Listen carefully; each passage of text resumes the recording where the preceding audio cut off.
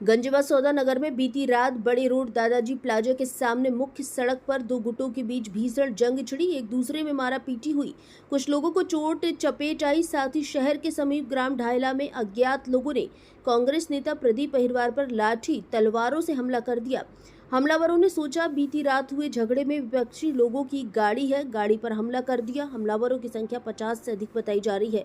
प्रदीप अहिरवार ने 2 घंटे के अंदर हमलावरों को पकड़ने की मांग की है। साथ ही पुलिस अधीक्षक कलेक्टर से फोन पर बात की। अगर हमलावर नहीं पकड़े जाते तो प्रदीप अहिरवार कांग्रेस के कार्यकर्ता व अपने समाज के लोगों के साथ धरने पर बैठ जाएंगे। धार संवाद से गजेंद्र औदिच्य की रिपोर्ट।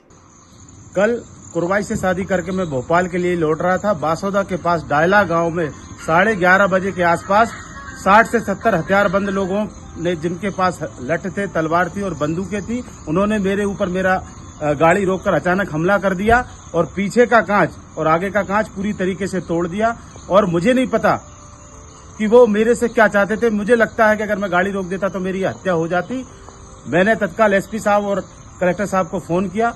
आरोपी को गिरफ्तार करने के लिए पुलिस ने मशक्कत की, लेकिन जो थाना प्रभारी है बासौदा का योगेंद्र परमार और बरेट का थाना प्रभारी है राधेश्याम यादव, इन दोनों का गैर जिम्मेदार और असंवेदनशील व्यवहार मेरे साथ रहा। मैं 3 बजे तक थाने में रहा और मैं सुबह भोपाल के लिए जाना चाहता था। इन दोनों ने ये कहा कि आप थाने से बाहर चले जाइए, आपके साथ क्या होता है हमें कोई दिक्कत नहीं, आपकी एफआईआर हो गई है। मैं एसपी साहब से निवेदन करूंगा कि इन दोनों को तत्काल प्रभाव से निलंबित किया जाए और जो बचे हुए आरोपी हैं उनको भी गिरफ्तार किया जाए। और साथ ही साथ जिन लोगों के पास हथियार है डायला गांव में उन लोगों के हथियार की लाइसेंस भी कैंसिल किए जाए और 7 दिन के अंदर अगर आरोपियों को, बचे हुए आरोपियों को गिरफ्तार नहीं किया जाता है तो मैं एसपी विदिशा कार्यालय का घेराव करूंगा ताकि मुझे न्याय मिल सके। और मैं अपने समर्थकों से और कांग्रेस पार्टी के मेरे कार्यकर्ताओं और नेताओं साथियों से कहना चाहता हूं, अगर मैं गाड़ी स्टार्ट नहीं करता तो निश्चित रूप से जो हमला बढ़ते वो मेरी हत्या कर देते। गंज बासौदा में साहब एक विवाद हुआ है 2 गुटों के बीच में और दोनों ही गुट के लोग एक विशेष जाति के हैं। ये पूरा मामला क्या है? ये कल एक पुरानी रंजिश को लेके, जहाँ तक हम लोग की अभी की जानकारी है, पुरानी रंजिश को लेके दाजी प्लाजा के आसपास एक मारपीट घटना हुई थी, जिसमें आकाश की रिपोर्ट पर 5 लोगों को मुकदमा पंजीबद्ध हुआ है। और इसी घटना के जब ये एमएलसी वगैरह कराने गए हुए थे उस समय फिर एक दूसरी पार्टी के व्यक्ति के साथ मारपीट की गई। उस संबंध में अस्पताल परिसर में भी मारपीट की रिपोर्ट आई है। इसमें एक एफआईआर देहात थाने में की जा रही है। और जो दूसरी पार्टी है, जिसमें पीड़ित पार्टी थी, उनके कुछ लोगों ने, जिनके हम लोग योजना कर रहे हैं अभी इनको पकड़ने का और नाम रखने का काम कर रही है पुलिस, उनके लोगों द्वारा उनके रास्ते में, जो गांव का रास्ता है वहाँ पे उनकी कार में तोड़फोड़ की गई और मारपीट भी की गई है। तो उस संबंध में भी उन लोगों से हम लोगों ने वो रिपोर्ट करने पहले तो नहीं आए थे, लेकिन पुलिस ने उनको ट्रेस किया, उनसे रिपोर्ट लेके उसमें कार्रवाई की जाए। इस पर अभी तक की स्थिति में कुल 2 एफआईआर हो चुकी है, एफआईआर और हो रही है। 3 एफआईआर इस मामले में होंगी, जो मारपीट तोड़फोड़ की धारा की एफआईआर है।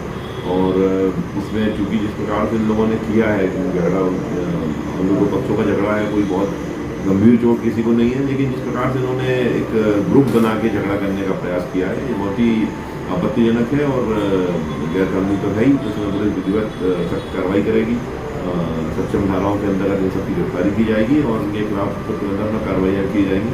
क्रिमिनल रिकॉर्ड होगा तो उसके हिसाब से हम लोग अन्य कार्रवाई प्रस्तावित करेंगे, सख्त कार्रवाई करेंगे, क्योंकि इस प्रकार की घटनाएं निश्चित तौर पर समाज में गलत महसूस होती है। ये 2 पक्षों के बीच का झगड़ा था और ये तीसरा पक्ष कहाँ से इसमें उत्पन्न हुआ?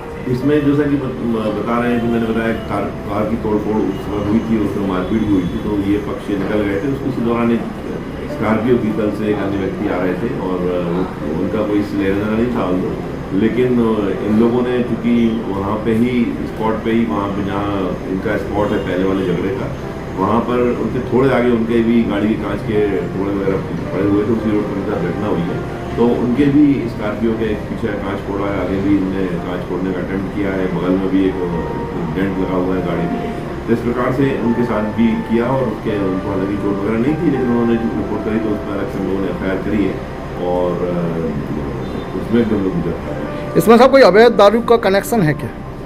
अभी तक तो कोई समझ में ऐसी बात सामने नहीं आई है। और इसमें जो जैसा कि बताया है कि पुराना झगड़ा था, जो पर्टिकुलर व्यक्ति का नाम आया कि उसके साथ इनने मारपीट की थी और उसके मारपीट का बदला लेना चाहता था और कल उन्होंने घेर के ढूंढा उसको और उसके साथ मारपीट की है।